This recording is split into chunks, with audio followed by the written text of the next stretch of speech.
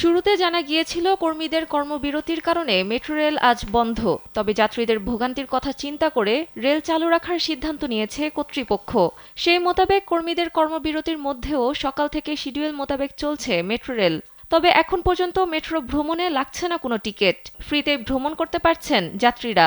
Metro রেলের ভেতরে দেখা যায় কয়েকজন আনসার এবং পুলিশ সদস্য ছাড়া মেট্রো রেলের বাকি কর্মীরা নেই। ফলে টিকিট দেওয়া এমনকি চেকিং করার মতোও কেউ নেই। পাস মেশিনও বন্ধ রয়েছে। এতে করে টিকিট ছাড়াই চলাচল করতে পারছেন যাত্রীরা। এমআরটি পুলিশ সদস্য দ্বারা ঢাকা ম্যাস ট্রানজিট কোম্পানি লিমিটেডের ৪ জন সহকর্মী মৌখিক ও শারীরিকভাবে লাঞ্ছিত হওয়ার ঘটনা ঘটে। এমন অবস্থায় কর্মবিরতির ঘোষণা দিয়েছে মেট্রো রেল কর্মীরা। ঘটনার বিচার চেয়ে ৬ দফা দাবি জানিয়েছে তারা। এখন যে কোনো ব্র্যান্ডের পুরাতন এসি বদলে নতুন ওয়ালটন এসিতে উপভোগ করুন 25% ছাড়।